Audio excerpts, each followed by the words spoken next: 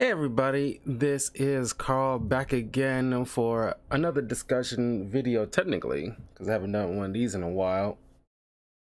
And I wanted to do just a quick video of, since the year is gonna be wrapping up, I want to do my personal top 10 movies that I've seen.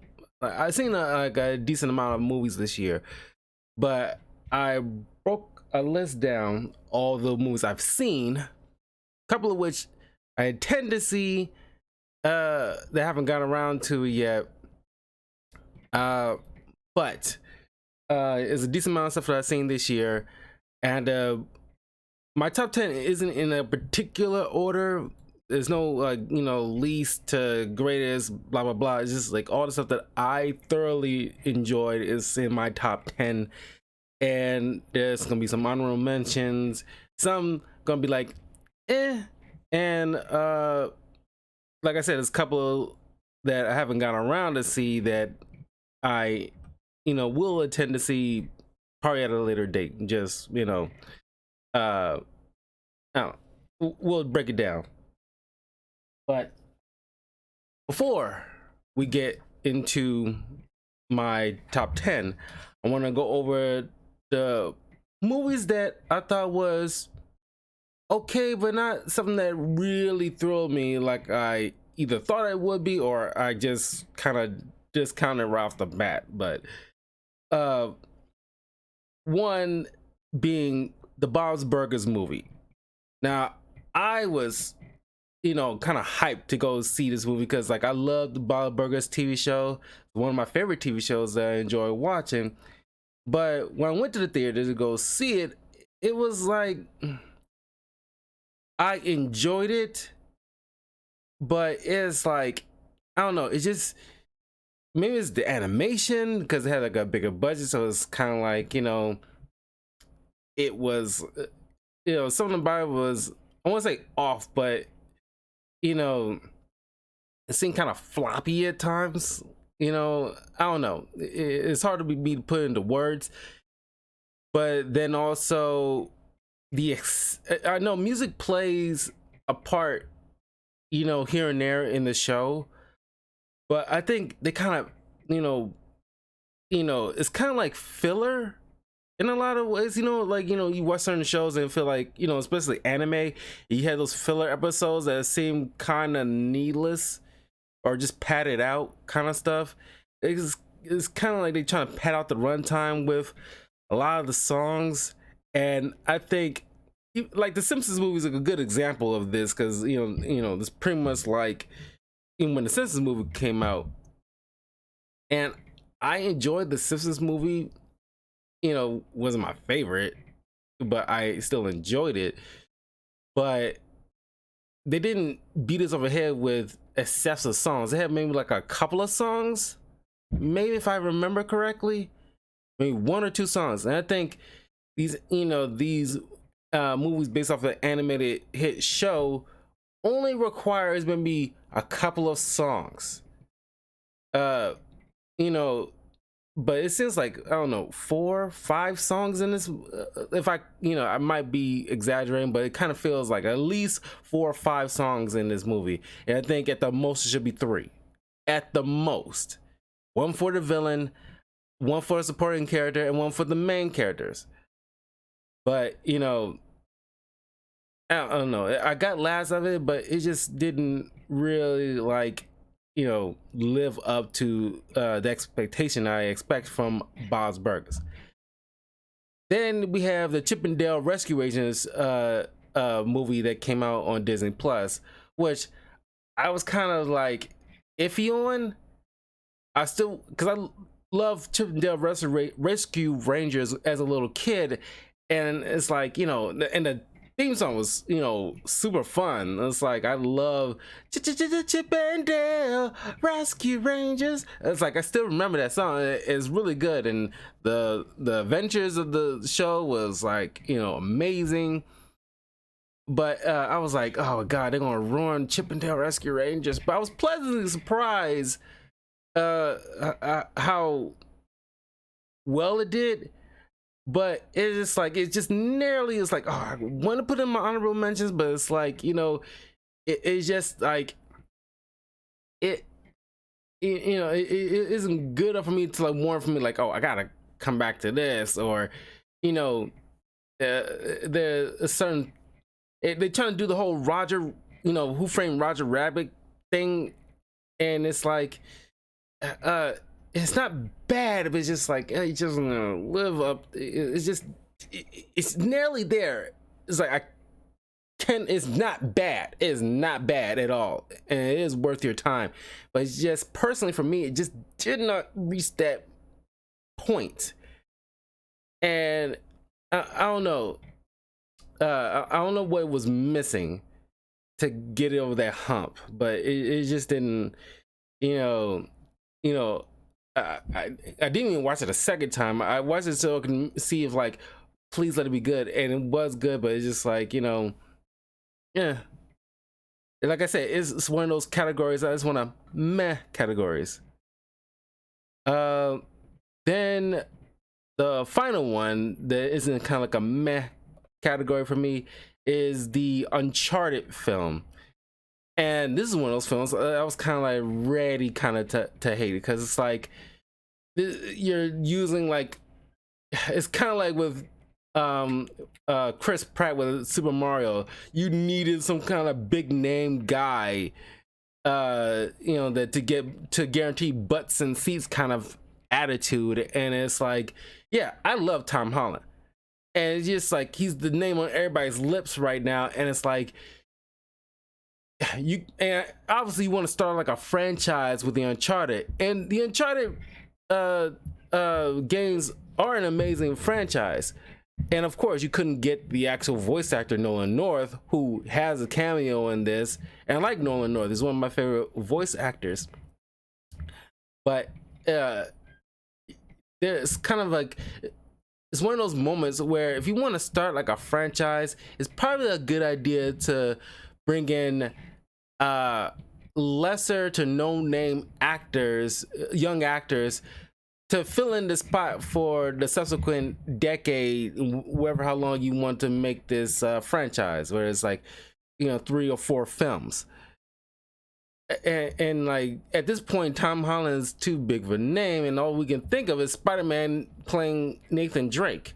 And you got like Sully being played by another big name actor, Mark Wahlberg, and it's like, he doesn't have the stash, and he doesn't give off that gruffness of Sully, that grizzled. I get it, he's like in their younger years, but it's like, I don't know. This movie could have benefited if they had like lesser name actors that's like at least up and coming, only did like a couple of indie things, maybe. I don't know. And it's just like, I don't know, it's just, I don't know what the studios, they're just like, they're forcing it. It's not like it would have been like a bad idea for an Uncharted film, but it's just like, it seems like you're trying to force instead of focus on just like just make a film. You're already trying to like guarantee, oh, we're gonna make a big franchise, instead of just, next year I'm going to review the rebooted Tomb Raider film. Don't know if I'll add in the other 2 Tomb Raider films, because I'm already gonna be reviewing the Indiana Jones films, including the new one coming out next June for like the Father's Day kind of month kind of thing. And so I have a lot of like Indiana Jones-esque kind of films that I'm gonna be doing next year. And currently I'm watching the National Treasure TV show, which I'm gonna rewatch again for the month of July, because for Independence Day, July month, I'm gonna be going through the National Treasure films and the TV show. And I got something to say about the show, but I'm gonna save it until July. But it's just gonna be a plethora of these kind of adventure serial type of stuff. But it's like, it's one thing I give to the rebooted Tomb Raider, because they was clearly was trying to. There's rumor they still wanted to make a sequel from that, but it's kind of, it's been, I think it came out in 2018. It's going to be like going on 4 years that it's sitting on a shelf. So I'm not sure what's going on with that, because clearly they're trying to start they was trying to start a thing like the rebooted video games, which I thoroughly enjoy as well.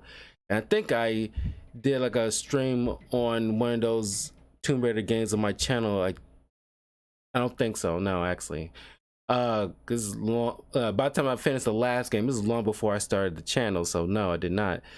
But I like the actress involved in it and everything like that. But I give it this: it was kind of focused on its story, and the franchise sequel stuff of it should be coming second.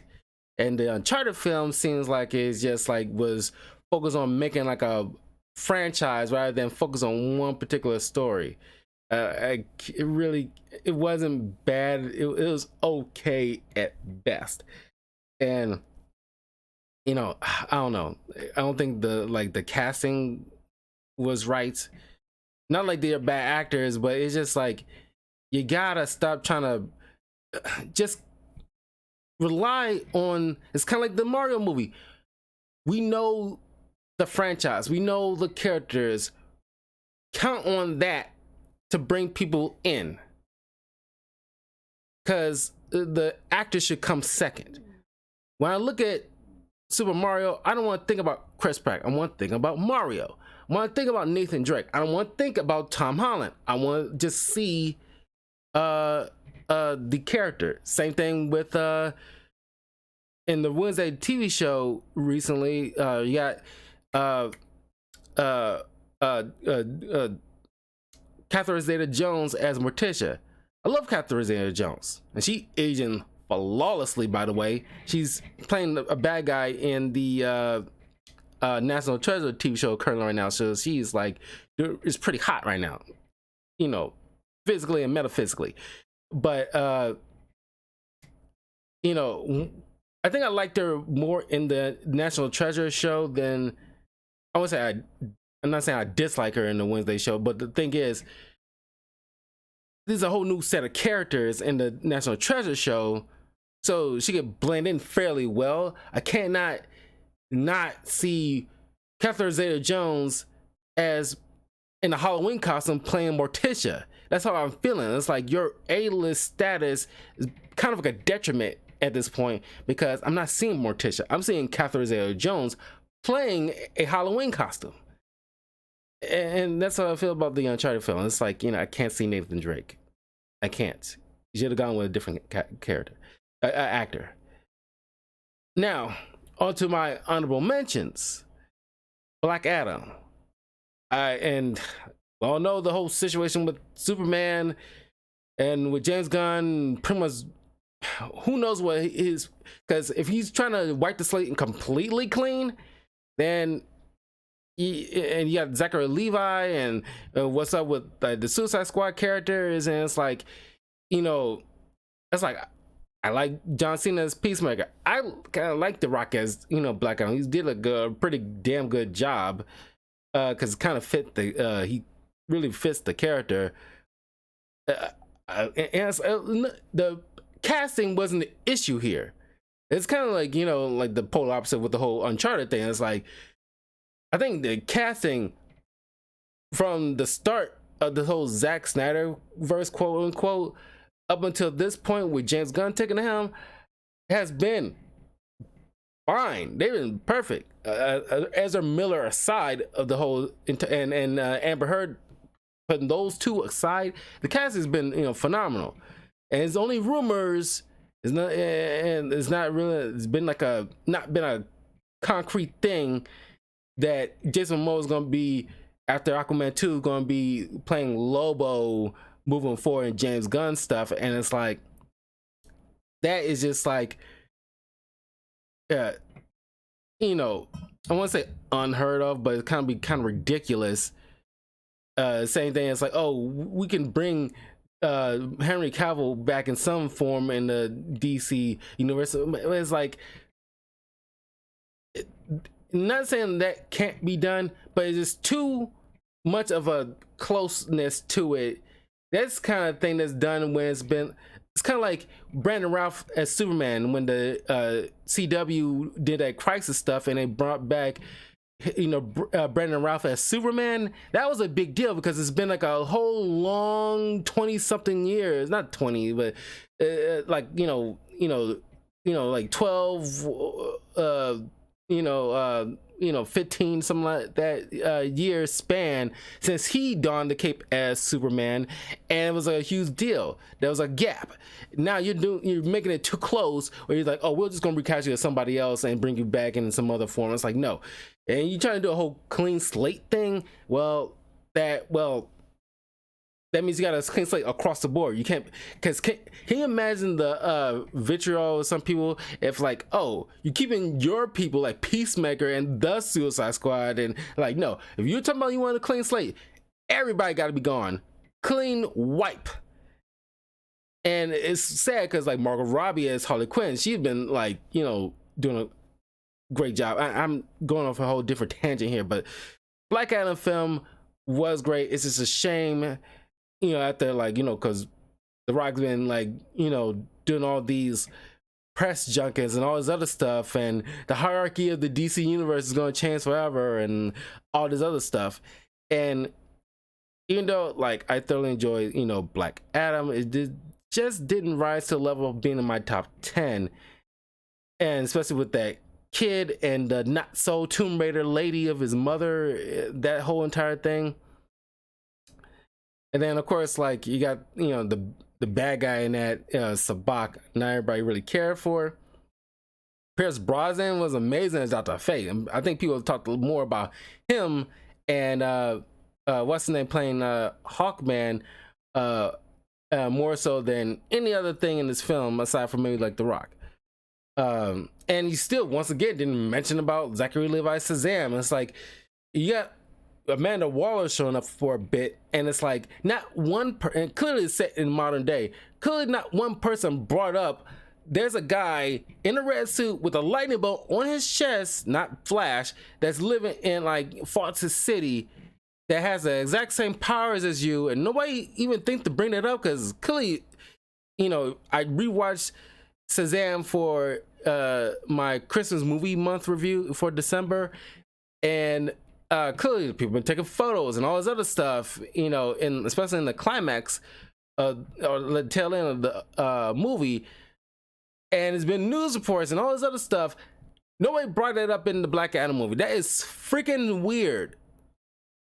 So yeah. Next honorable mention, Thor: Love and Thunder.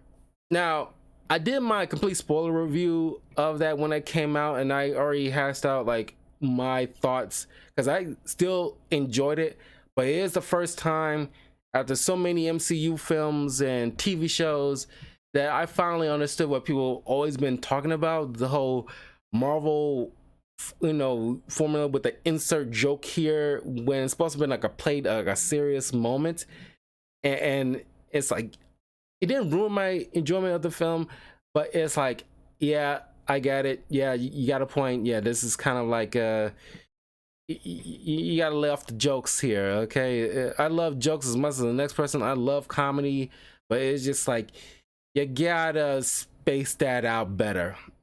You gotta let the serious moments play out, and it kind of did that with Wakanda Forever, with the when meeting Riri Williams and everything like that. It's like, oh, it's too melancholy. We gotta throw in a joke here just to keep people interested, kind of thing. It's like, God, yeah, you gotta dial it back a bit.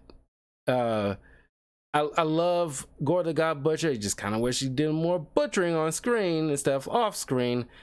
But I think they could have added it more about like in the comics. Like I did like a spoiler review on like months ago prior to this movie coming out. Check out my comic book review of the Thor meeting Gore the God Butcher up on my YouTube channel, youtube.com/talkativecarl, by the way.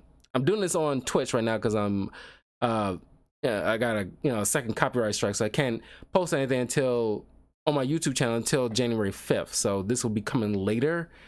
Right now is 2 days before New Year's, so it is might be a little late in the game. But I think reading that kind of made me like the movie a little bit more than other people. But you check out my review on that comic because it's thoroughly enjoyable. But the Gore the God Butcher is probably one of the best Thor Rogues Gallery, at least shot way up there, fairly quickly.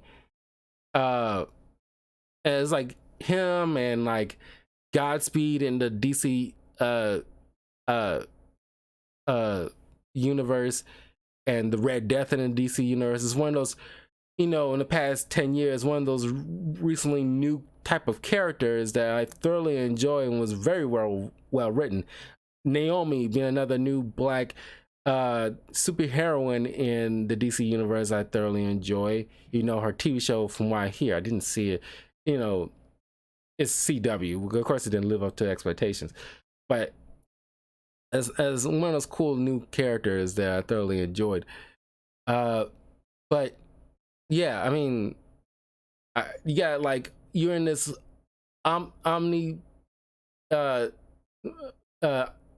city, that's the word, where all these guys convening, and you get this shot of the Black Panther god Bast, and you don't do nothing with her, and you finally get their god that they worship, and all these different guys, you don't do nothing with them. You just, they're glorified cameos. And like people said, it would have been great to see Gore burst in here and start killing some of those gods. And I like, what's his name as Zeus, Russell, not Russell Brand, Russell Crowe as Zeus. It is very funny. The thick Greek accent, I think, like, it's kind of good. Like, I think it was a good choice. Like, yeah, he's Greek. It would make sense he'll have a Greek accent. Why the hell not? And of course, like, it kind of plays to Gore's beef with gods, because for eons they've been resting on their laurels. They forgot why they are gods in the first place. They had a responsibility that they feel like they kind of just, he feels like they just completely abandoned or neglected. And Thor, in his after seeing his his hero Zeus that he idolizes falls short to his expectations, this whole never meet your heroes kind of thing. And it's like, well, you're a pompous ass. And like, I'm telling you, people are dying, guys are dying, and you're not lifting a finger. And it's kind of like, speaks to, with Gore's belief system. It's like, gods, if you're not going to do your jobs, you're wasted of a space. You're wasting space. And people don't need you anymore if you're not going to, like, we pray to you and you're not doing your job. And like, what's the point of it? What's the point of you? So yeah, they could have done a lot more with all that stuff. Speak to that kind of existential thing about, like, God's not, failing, and then until the end, which, sending Hercules to go after Thor.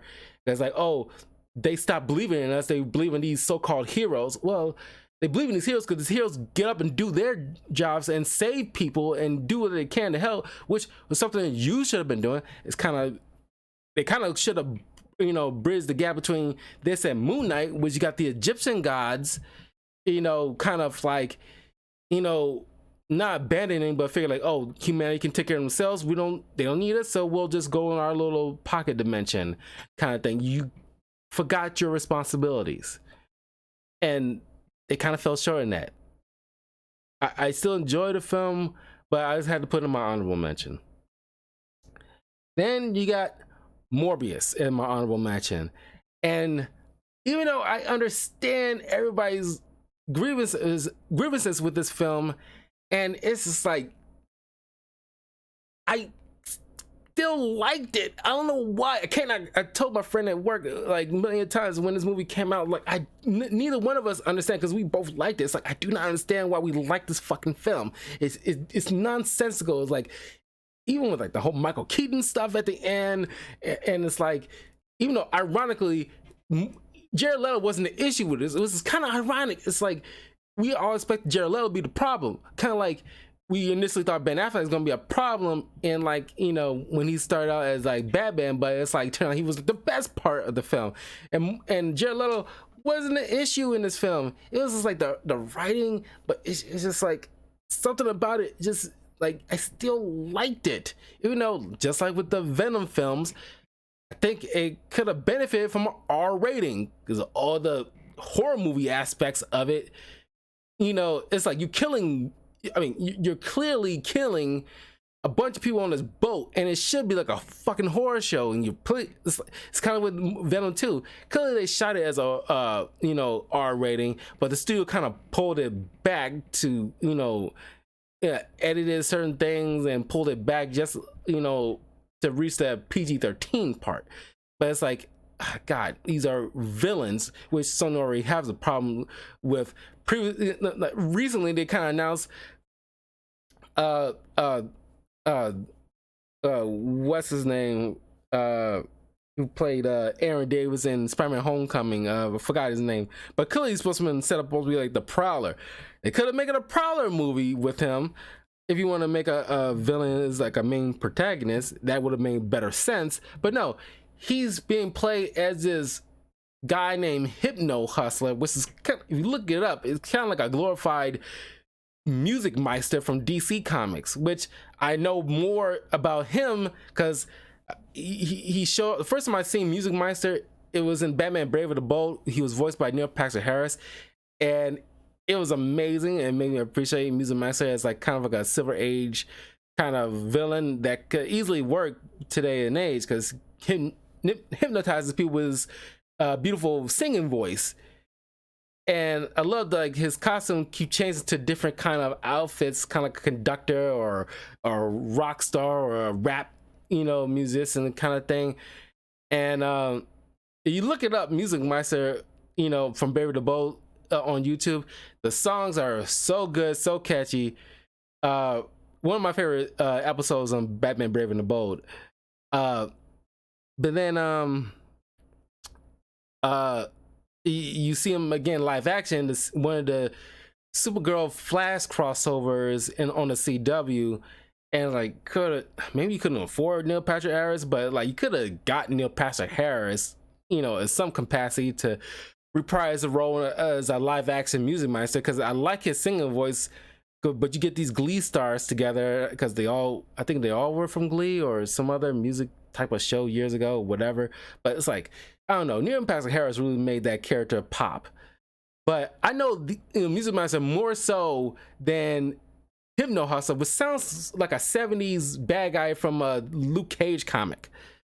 But it's like, I don't know, Sony's, it's not as bad as what's going on with DC right now, but man, y'all making some weird fucking choices. And it's like you got on this kick with like making Spider-Man bad guys the main heroes, quote unquote, and it's not working. Or at least other than maybe you're pushing with Morbius, but it makes sense with Venom because he has like an anti-hero type of stuff going on. But I don't know, the Morbius, it's fun. I enjoyed it. That's why I had to put on at least my honorable mentions. Then you got Sonic Hedgehog 2 as an honorable mention. I still liked it. I think it kind of benefited if you didn't have that Medea, wedding BS going on. That's kind of stopped the movie dead for me. But everything else, I really enjoyed it. It's like a lot of stuff was leaped from the games themselves. Even when the drowning moment, you played that drowning, terrifying music, like your character's about to die because it's drowning. I thought that was a nice touch. All that is great. Jim Carrey is freaking phenomenal as Robotnik. and they set up Shadow the Hedgehog, which personally I think it'd be kind of cool to have Michael B. Jordan voice Shadow the Hedgehog. I don't know why, it just seems like a fit. But like Idris Alba as Knuckles is really funny. He made me laugh so freaking hard, and especially when he's reading the text boxes and it's like dot dot dot dot dot dot dot. That had the whole crowd laughing. That was so fucking funny. But yeah, I definitely put Sonic 2 in the honorable mentions. That just kind of wish they the human stuff. It's like just like with Transformers or the Godzilla, King Kong type of films, the humans do not matter.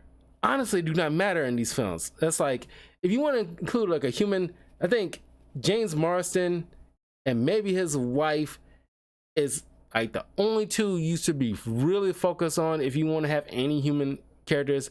But that's probably about it. I don't care about anybody else other than maybe Robotnik, because like that's another person that's like you gotta have him. But everybody else should be anthropomorphic type of, you know, creatures or robots. Next honorable mention is Death on the Nile, which is the sequel to Murder on the Orient Express, which I thoroughly enjoyed. I like this movie too, and the with all these other movies that I got on my top 10 list, kind of like, you know, knocked it out of the water, honestly, because it's like I love the murder mystery, I love the twist, you know, part way through. It's like I thoroughly enjoy it, and Kenneth Branagh is, you know, really good in these films. I love, just like with the Knives Out stuff, which I'll bring up.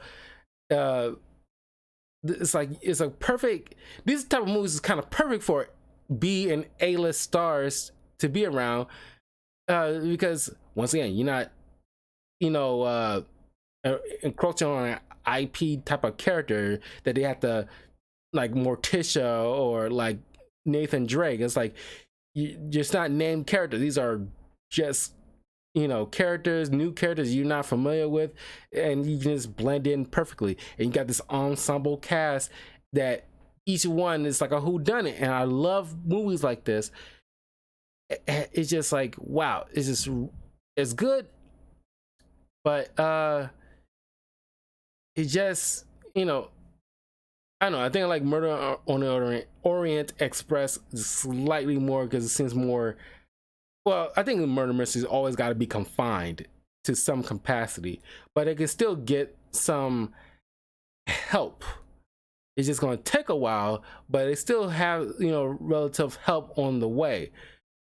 Unlike on the first movie, where they kind of isolated on this snowy bank that is definitely isolated, and it is definitely going to take like a extreme while for somebody to come help, especially with like this, you know, the snowy aspects and, you know, all this other stuff. And like it seems like it's surrounded by, you know, a potential murderer that can pick us off one by one and just escape at their leisure. But yeah, definitely was pretty dope, but it just, you know, didn't rise to the point of top 10.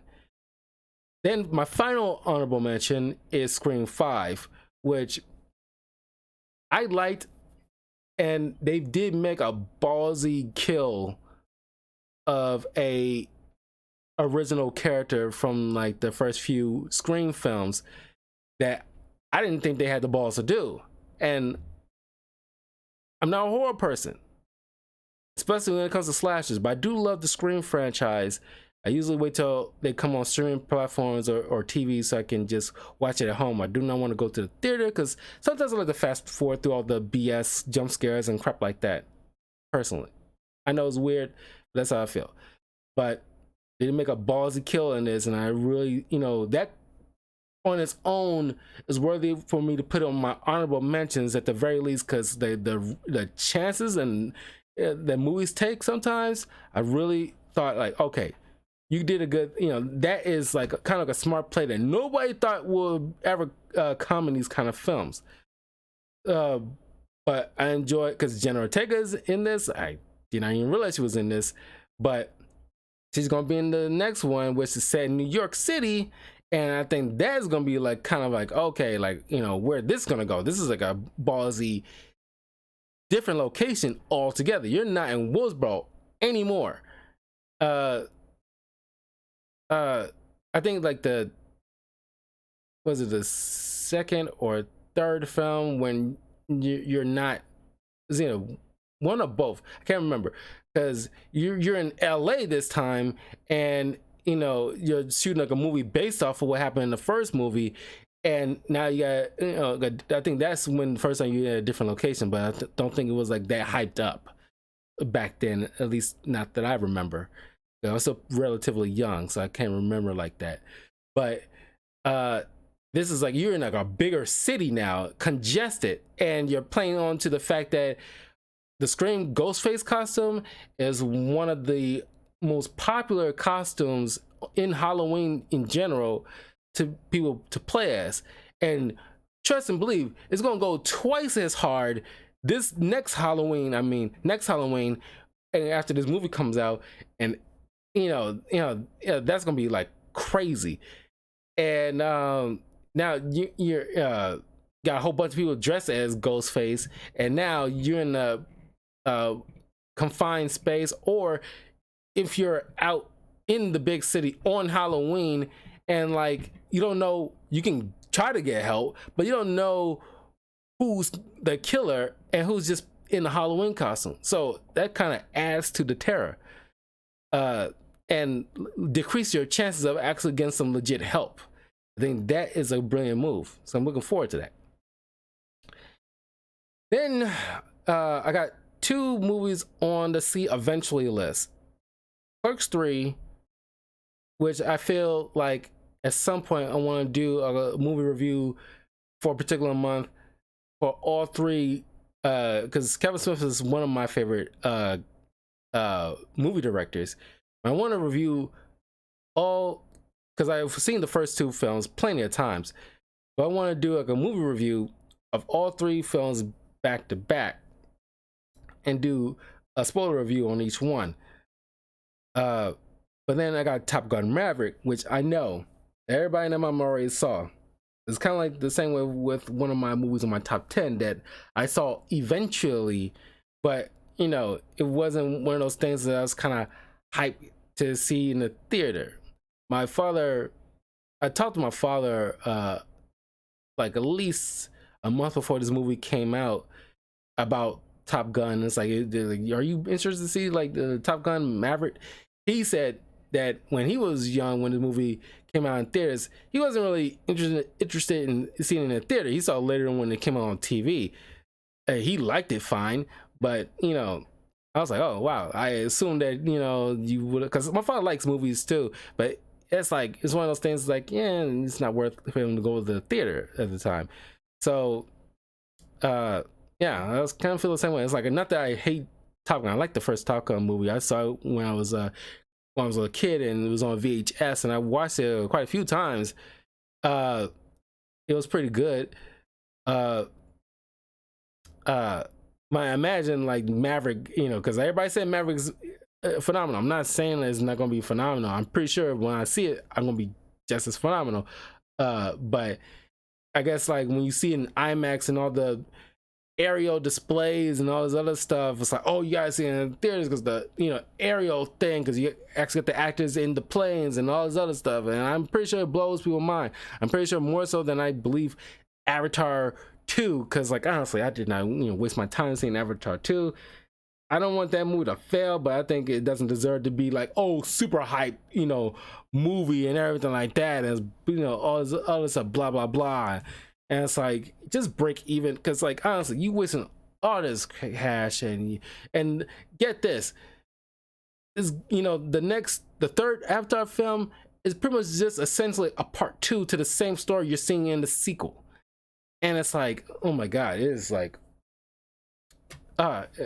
it's just Fern Gully meets Aquaman. And it's like I don't know why anybody cares. It's like you put all this effort into just make a thing look nice, and the story is just, you know, okay at best. Honestly, I seen like the first one on TV, and honestly, I you know I just could not invest my attention all the way through. I watched it all the way through. It's like this, you blue monkey people in the forest, Pocahontas, blah blah blah, Fern Gully, and it's like, and like the evil corporations, humans bad, colonizers bad. We've seen this in many other films. I don't care. You're not doing anything new, otherwise making things look nice. I don't care. But Top Gun, I will eventually see, but is my see eventually stuff. Okay, now in my top 10, no particular order, but I put it in my top 10 list in general. Bullet Train. I watched this just a few weeks ago, mind you, and I wanted to see this in theater, but I don't know, things didn't line up. I just didn't find the time. But this is directed by one of the people who directed Deadpool movie, and ironically, slight spoiler, Ryan Reynolds has a cameo in this, but like I like Brad Pitt in this. You forget how hilarious this guy is. He's not just a pretty face. And like, it's kind of like Smoking Aces. If you ever watched the Smoking Aces film, the first one, not the sequel, the first one, which also has Ryan Reynolds in it, but also has like an ensemble cast of A-list stars. Kind of like the whole Murder Orient Express kind of situation, where it's got all these ensemble casts. Each one ends up like dying, but the action is phenomenal, the comedy is pretty good. But like Bullet Train is really good, and it's like, it's just another reason why I want to visit Tokyo so bad. It's one of my major bucket list places I really want to go and visit. Going to those anime cafes, going to like all these little shrines and Japanese iconic locations, and seeing like, I really want to go to those kind of like blacksmiths to see them make katana swords and stuff like that. And it's just like, at least spend like 4 days there, not just like a weekend. I want like actual solid 4 days at the very least, to just experience the culture and like the food, and it just like just the whole entire culture is my favorite thing about it's like because I love anime, but it's just like all the history and culture of the Japanese. It just like it excites me. It's like always piqued my interest. Hawaii is my second place I want to go on my bucket list places. But Bullet Train is phenomenal. I thoroughly enjoy Bullet Train. The acting, everybody is like, it's like impressive. I love the cast in this. It's like one of those movies that the A-list quality of these actors isn't a detriment, because they're not playing well-known characters. You can just easily blend in. Sometimes it works if you're playing like a iconic character that you can just easily fall into, but sometimes it just depends. If it's, especially if you're trying to force it, like Uncharted. But this one is like, yeah, everybody's just like top notch. I thoroughly enjoyed it. It's hilarious. But yeah, definitely check out Bullet Train. Not many people care about this movie anymore, and it's like, oh, it's like, because it came out around the same time as Everything Everywhere All at Once, which I have on my list, that I saw a month or so ago for the first time. And yeah, I get it. It's slightly better. I want to say, at least I say, kind of slightly, a couple of notches better than Doctor Strange 2, because the fact that, yeah, you call it the multiverse of madness, which you kind of expect them to go to more than just a couple of universes. You only see brief glimpses of different universes, and which you kind of like, isn't good enough for some people. It's like what that Paint universe looked like. Was one universe that kind of looked like the Noir universe, where you have Spider-Man Noir, which that would be interesting to see in live action. But this is directed by Sam Raimi. This is Sam Raimi fully unleashed. As I mentioned before, I'm not a horror fan, but the handful of horror movies I've seen, I think this one is my favorite horror movie I've ever seen in my entire life. And like, just having, I know people saying like, oh, they're rewriting, or they kind of abandoning the lessons Wanda learning from the TV show. I disagree.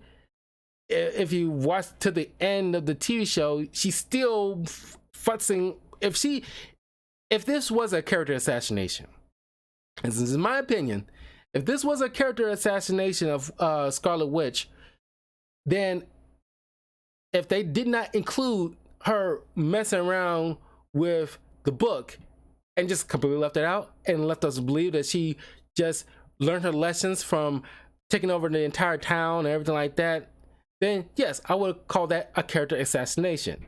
Because why all of a sudden she wants to be like a villain in this film?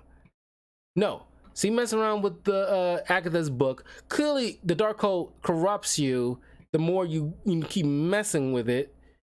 Because he's feeding into her psyche that she wants to have her kids. Which I kind of wish she included Vision in that mix, because Vision's supposed to be her boyfriend and what have you. Even though she turned that guy to pretty much a glorified sex robot, because like, I don't know, synthetic android, how does his penis work, and how the sex work in general with these two. And so this whole, I'm nitpicking and I'm thinking too much on it, but it's kind of, you have kids, so it kind of brings it up. But I love one of just being like a horror movie monster in this, and she is scary as fuck. And it's like my favorite shot that I always bring up, because it's like when you try to trap her into the mirror dimension, and she's crawling out the mirror dimension like the Ring girl, and it's like its contorted body is all slashed up. It's like, holy shit, it's fucking terrifying. And some people think it makes no sense that Wanda can just own the entire Illuminati, each one just as powerful as the next, aside from maybe like Captain Carter, which, by the way, one of my viewers, once I did like a spoiler review on Doctor Strange 2, he commented how like when Captain Carter got slashed in half by Wanda, he literally had to go to the bathroom and puke, because that I guess kind of took him by surprise. But the way she kills them all caught me by surprise, especially with Black Bolt caused him to just matrix his mouth, and he makes a subtle scream, and it kind of reverberates the sound in the back of his head, blew his brains out, turns Mr. Fantastic. Which, by the way, I'm surprised they got I'm blanking on the guy's name from The Office, because people been wanting him to be cast as Mr. Fantastic because it kind of makes sense. I was like, I never watched The Office. I seen clips of it. I never thoroughly watched The Office. And it's like, I was like, I don't know. The guy from The Office? I don't know about that. And once I saw it in theaters, everybody was like totally shocked. Like, oh my God, they actually did it. Oh my God, they actually cast the guy. It's like a different universe of Mr. Fantastic, and people are theorizing, okay, like, are they going to actually have him in the main Marvel universe as Mr. Fantastic now, or are we going to have a different guy? When I actually saw his performance as Mr. Fantastic in this, up to the point of him getting killed, I was like, okay, you know what? I actually can see him as Mr. Fantastic. The way he carries himself, it's like, I like the Fantastic Four. And like the way he carries himself is very Mr. Fantastic. Even though I like Ian Gifford's performance in the early 2000s Fantastic Four, people like, those movies weren't as good, but I think, looking back on it, eventually I want to do like a actual spoiler review on the first two Fantastic Four films, because there's some good stuff in it that I want to point out. but yeah, it didn't rise to the level of really good. I think there's some deleted scenes that kind of adds to those early Fantastic Four films that makes it slightly better. But uh, yeah, I think I like him as like Mr. Fantastic, and it's like, you know what? Yeah, he can play this role. I can actually see him playing this role, and I'm just totally surprised they actually, you know, certain fan theories and some fan requests sometimes get hurt. Sometimes they get hurt, and sometimes they hear you. You don't think, you know, they're hearing the fans. Sometimes it works to their detriment, but sometimes, just like with the Sonic ugly face, and just like with Mr. Fantastic, sometimes the studios, the directors, the writers, they hear you and they think, you know what, let's do this. And yeah, I thoroughly enjoyed Doctor Strange too. I think it's one of my favorite horror films I ever seen. I love the acting. I love the music battle between Doctor Strange and Dark Doctor Strange.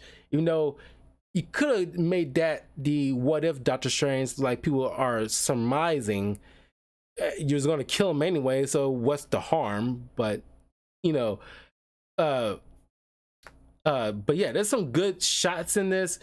I don't think the character assassinated Wanda at all. I think it kind of fits. America Chavez, yes, I get the issues with like just having her show up, but think of it as like a comic you're just reading in the first issue, and all of a sudden you're thrown into an adventure and like how they get here kind of thing. Just think of it that way. It kind of fits in a way. But I think America Chavez supposed to have shown up in Spider-Man No Way Home, which should have, you know, add to why you got all these different Spider-Man come together. But I think some people complain about like, you know, Phase 4 is all quality, is all quantity over quality, and they should have taken a break. Keep in mind, they did technically take a year break after Endgame.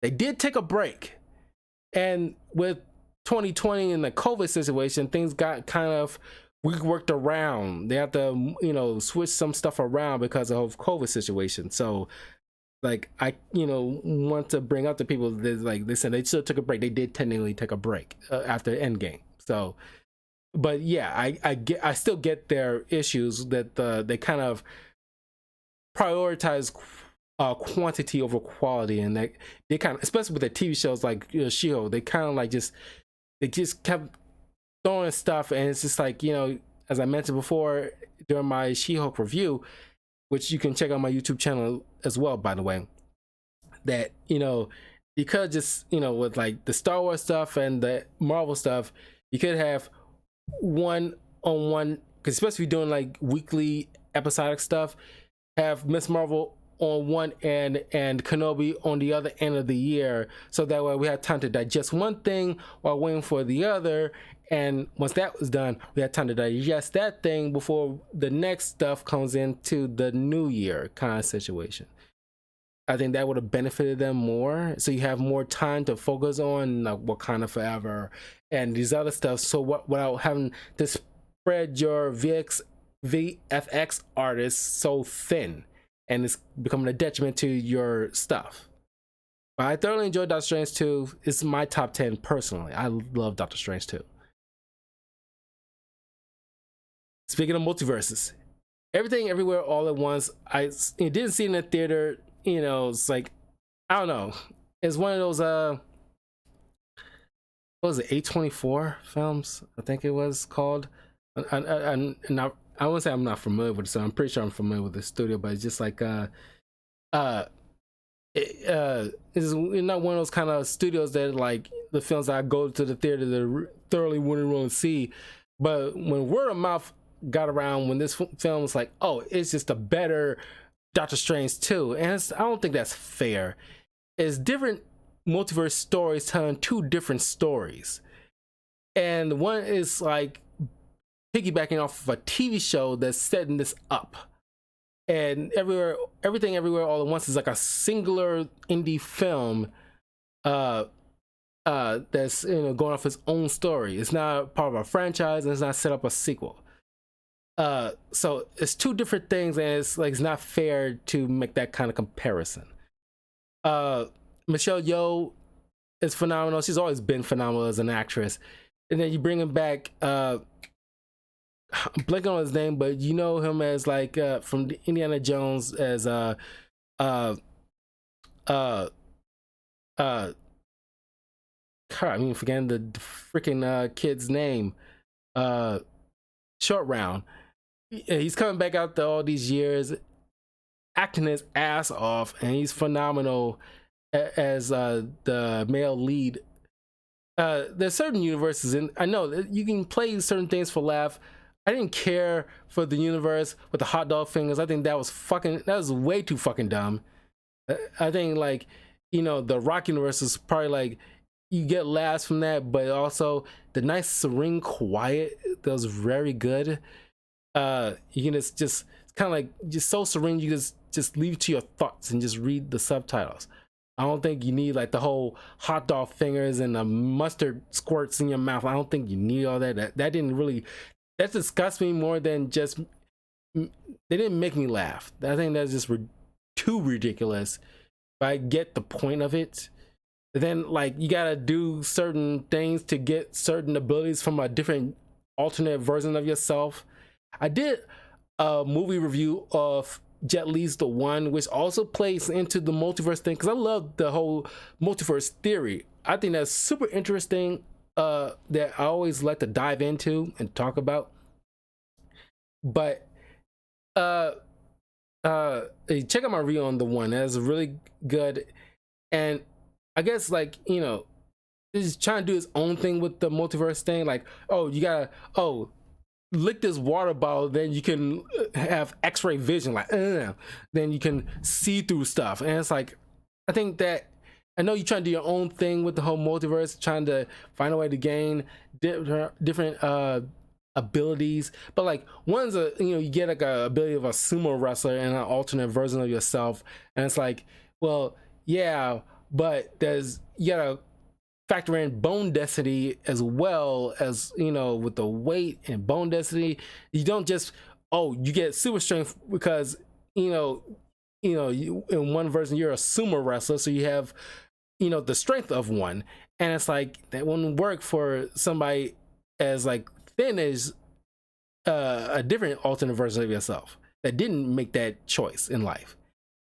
But you know, it's very well acted. Yeah, the martial arts here is phenomenal. Uh, yeah, so very very good film.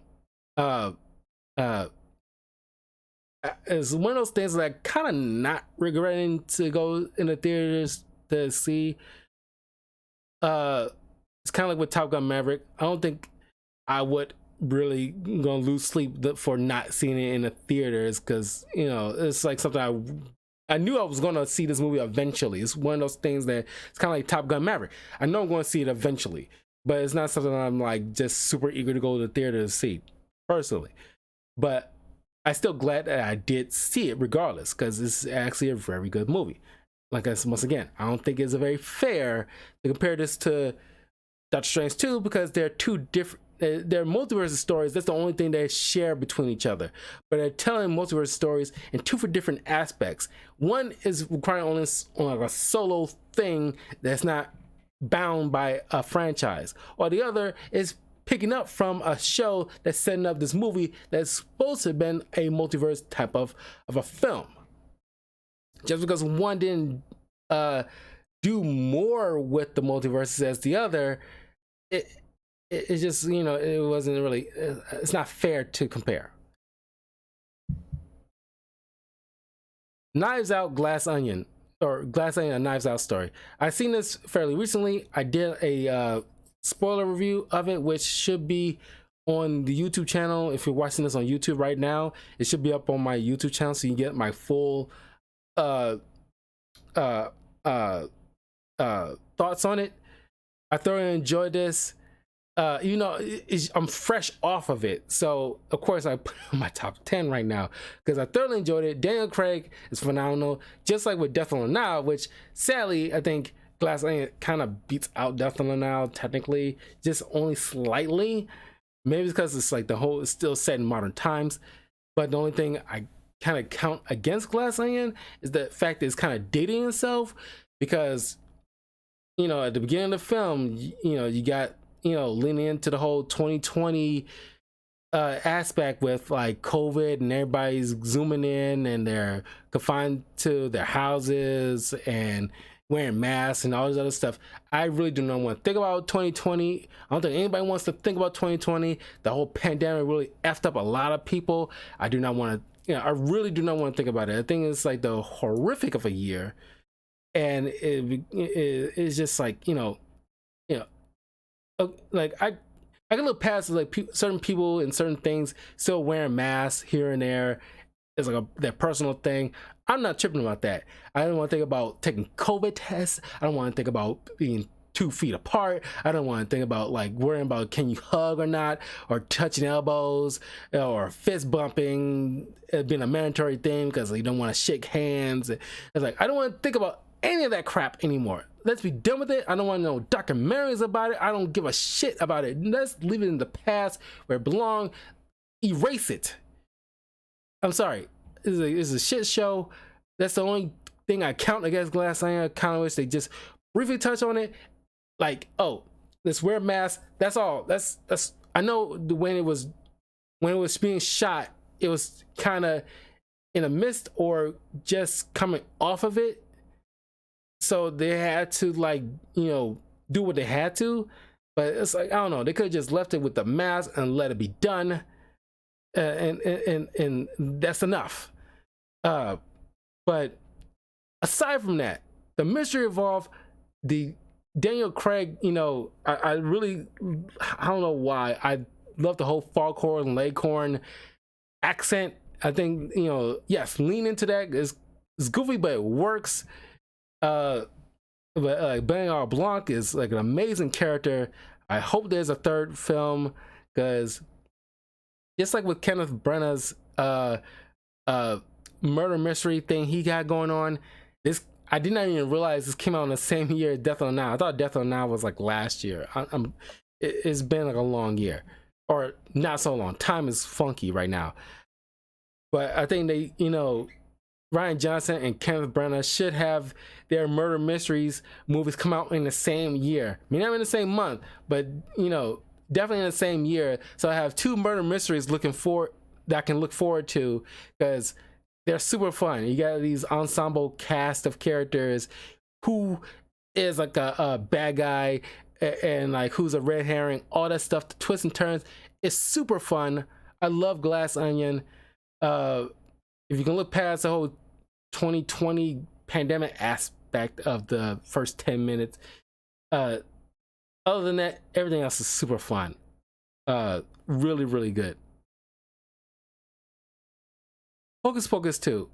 This one, I know it's weird. Like, you put this on your top 10 list? Yes, I put this on my top 10 list because I love the first Hocus Pocus movie. I think this one is a pretty decent sequel to that, even though sometimes sequels decades after the original don't usually turn out well. Like, for example, Dumb and Dumber 2 did not work well, but this one, it's like these actresses did not miss a beat. Yeah, they're acting so well off each other. It's just like, oh my god, these ladies are so much freaking fun. It's just like, oh my god, and the way they just like, you know, I know it's like they stop them to get amazed by like somebody's, you know, because their legacy, just like with Scream and Ghostface, their legacy of a costume is just been permeated in a zeitgeist. Every Halloween, there's a group of girls dressed as or if you're, you know, like, you know, like dress and drag. This is the most popular costume, one of the most popular Halloween costumes, and they shocked to see like lots of children dressed as them, and like they want to take a photo, and you think like, oh my god, they'll steal our souls, but no, they pose in, and it's like, oh my god, these ladies are so freaking fun. I love Hocus Pocus 2, and I give this to Hocus Pocus 2 because this might sound blasphemy, but the original, I did a spoiler review on the original Hocus Pocus 2, which once again you can see both of my reviews of these 2 films on my YouTube channel. And unlike the original, in the sequel Hocus Pocus 2, the children I like a lot more. than I did in the original. I think they're the original kids are slightly forgettable. I said slightly. I know they were there, but it's just like I don't know. Their acting didn't really stand out like that. They kind of leaned too hard in the whole virgin aspect of it. These new set of kids, which typically I don't care when they kind of lean in the whole Gen Z lingo, like they just kind of throw around like the National Treasure TV show, a recent, no, not the recent episode, the one before that. Yeah, one of the characters just throwing around like, who's this guy mansplaining? And it's like, you just throw around words, you know, these buzzwords. It's kind of like made me go, ugh. God, it's like you're just throwing out just to appeal to a Gen Z crowd. That's like, yeah, mansplaining. Who's that guy mansplaining? That's like, it's like, it's like sometimes I don't think you keep using that word. I don't think it means what you think it means. Sometimes it's just like, God, it's like, I'm so glad they didn't lean into that with these kids. It's like, you know, they got an objective. They're not appeasing to a freaking crowd, and it's just like, it's just like I just like these kids a whole lot better. Prey. I did a spoiler review on at least all the Predator films I actually liked. I did Predator 1, 2, Predators, which is Predator 3, and then Prey. All four of those films are my favorite Predator films. I thoroughly enjoy. Some people don't care for Predator 2. I think Predator 2 is like a great film. As well as Predators, I think that is a freaking great film. I think it's been slept on. Check out my full review on that. I go in a full explanation on that. But Prey, I think how I ranked it, I put the first Predator movie, then I put Prey as the second one. I think Predator 2, then Predators as last.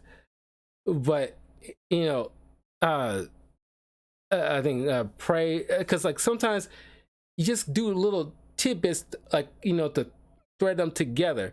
Because in this one, you had this gun that's brought up in Predator 2 that you see like, oh, where does Predator get this gun from? And like you see this in this film, and I think like, oh my God, that's so smartly played. And just like in Predators, they bring up about what happened in Predator 1 in like getting close into the second act, and I think like, oh my God, that's, you know, just throwaway lines just to see like, oh, it's like, okay, they're blended together. They didn't need to harp on it so much, but just put in like a little sentence or two, or have an object to just to get these all blend together. I thoroughly love Prey. I love the main actress in this. She's like phenomenal. Hope to see her in more stuff. And kudos to the people involved on the Hulu show, where they got actually like a where you can, because there's a lot of Comanche characters involved in this, so you get to watch this, and instead of English, you can watch this in the Comanche language. And I thought that was pretty damn dope.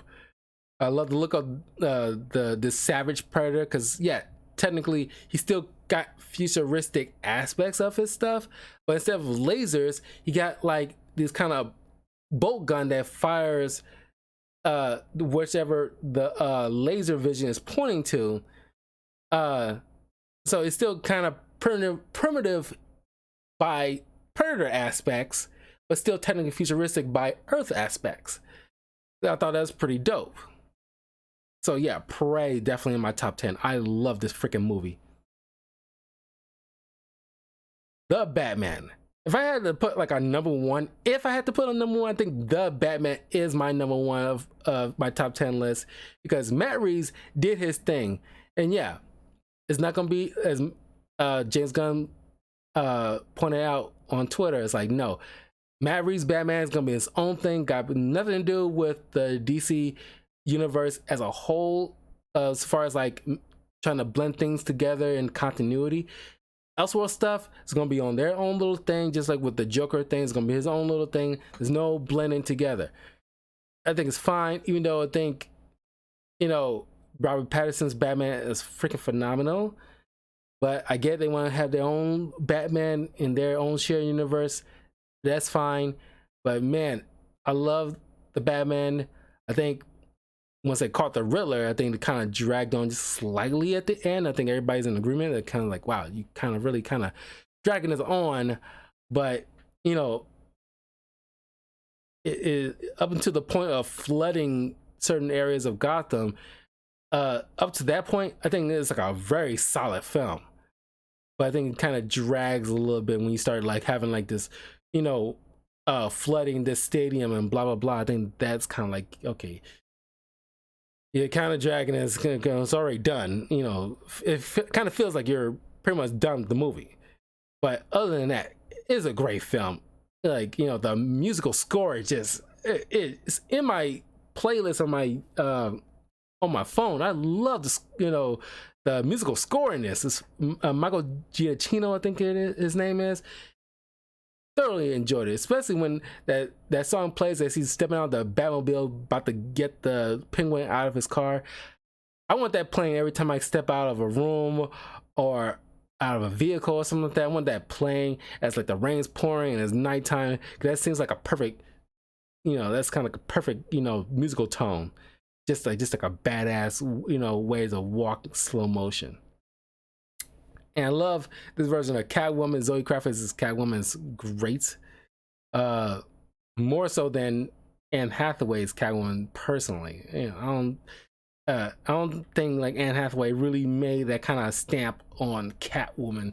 I don't think, you know, she really made that character stand out in The Dark Knight Rises.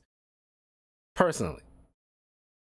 And you know, I don't hate Andy Serkis as Alfred, but a lot of people just can't help but think of that character from Lord of the Rings. I'm blanking on it, but you know what I'm talking about. It's like, Weezer's gonna help Batman. It's like, you know, that sounds more Jar Jar, but you know what I'm talking about. It's a but it's you can't help but think that, honestly. Turning Red. Talk about a movie that should have been in theaters. I also think it should have been released in May, because the trailer of it was, I love the trailer, and you played the Backstreet Boys Is Gonna Be Me, or like It's Gonna Be May. It's like, you kind of, and you got the character named May. Why don't you have this movie released in May? Because like, you hit all three beats. It's a perfect trifecta. I was like, that was like a dumb move on its part. It's kind of been so smartly played. But I love the character of May. You know, it's kind of set in, you know, 1999 or 2000. And so boy bands was like a big deal at the time. But I love the character. Obviously a play on a young girl growing up, you know, getting her period and everything like that, becoming like a woman and things like that. And that's the whole point of a red panda.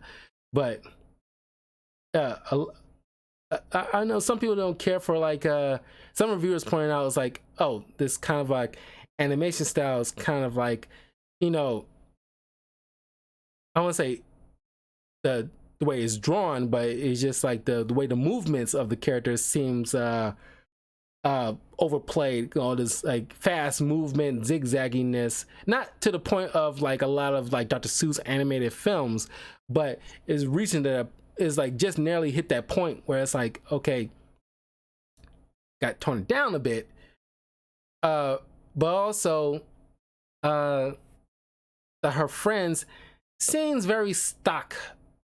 I want to say kind of like, oh, insert personality here, and that's the whole thing. Like, one's super hyper, one's kind of like very mellow and chill, like a stoner, that kind of thing. It's like, you know, it's this.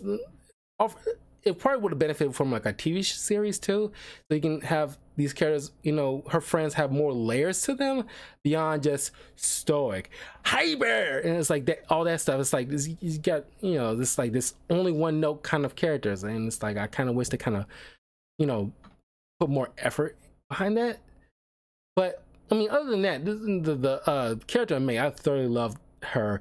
There's one moment it's like a video, and somebody kind of spliced together during that moment when May is starting to like this boy at this like convenience shop, and she's drawing pictures of him and her together. But somebody, I don't know who did it, but this is freaking brilliantly done. It made me laugh so freaking hard. It kind of, if you ever watched Death Note, which is another show I reviewed on my YouTube channel, which you should watch, by the way, they kind of spliced together when like Light, you know, is writing names in a notebook and killing people, and you see people dying from heart attacks. They kind of spliced together of when Meg's writing notes in her notebook, or writing drawings in her notebook, and they spliced together all the people dying from Death Note. That made me laugh so freaking hard. And they included the musical score from the anime into that. Made me laugh so freaking hard. That was so brilliantly done. Oh my god, that was so freaking funny. But yeah, Turning Red is my top 10. I thoroughly enjoyed it, and I'm glad in the end she got to keep the panda, because I think it's kind of like, I think I'll, you know, poo-poo it a bit if they did not allow her to keep her panda. I think the panda was such a cool design, and I'm surprised there's not more plushies of it around the place like they have with a bunch of Baby Yodas. They should have a lot of red panda plushies around everywhere all at once. Violent Night, a movie I did like a spoiler review on my YouTube channel. You should check out. Thoroughly enjoyed David Harbour's performance in this. Like, I haven't seen him in Stranger Things. I've seen highlights. I didn't care for Stranger Things. It's not one of those shows that I really like, not gonna miss out on, honestly. I know Millie Bobby Brown and I know David Harbour because they were like the breakout stars from the entire series. But I think, like, you know, I seen David Harbour in the Black Widow movie and I thought he was cool in that. But this one, I thoroughly enjoyed his performance. And it's pretty much just putting Santa in the Die Hard setting, mixed in with some John Wick isms in it, and it's like so much fun. And of course, you get a moment with, like, you know, a lot of people talking about how like Home Alone, it plays seriously, could easily kill people, and you see this play out in this film. Like, yeah, all this Home Alone shit can easily kill somebody, and you see it happen, you know, play out in Violent Night. I think, you know, all the actors involved, I mean, not all the actors, but like a majority of the actors involved are so good.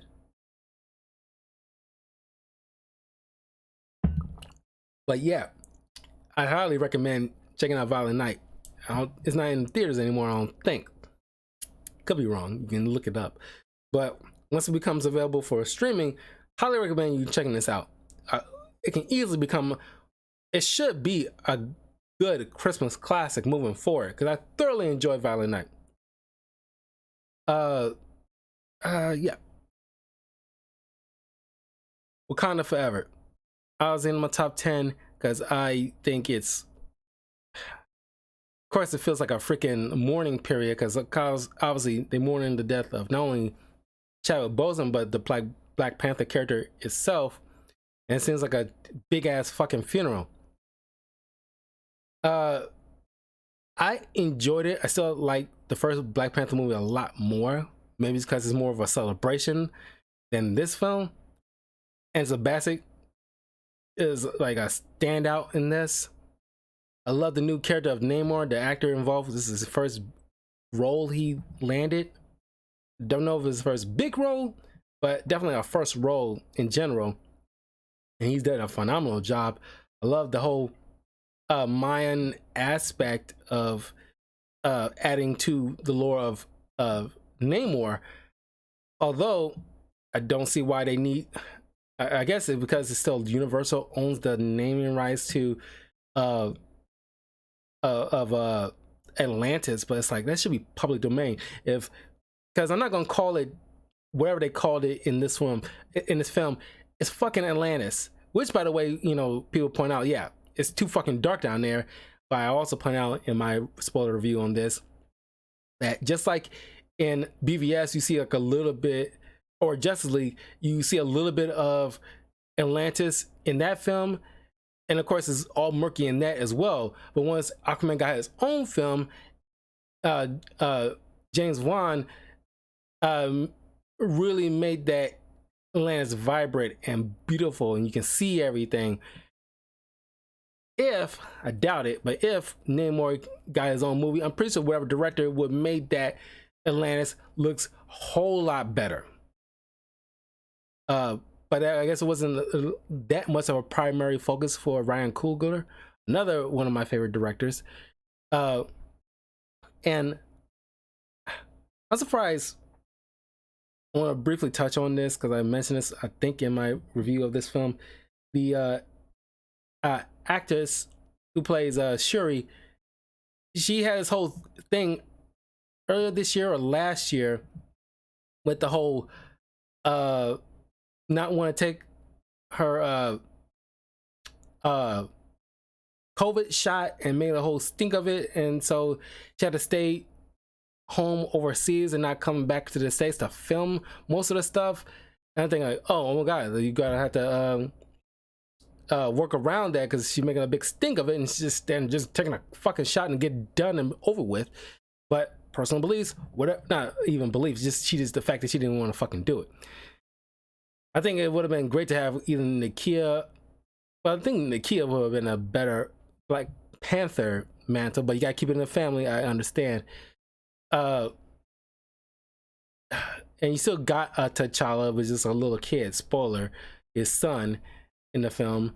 So, some point down the line, he will take up the mantle of Black Panther. So we'll still technically have a T'Challa. But I don't know.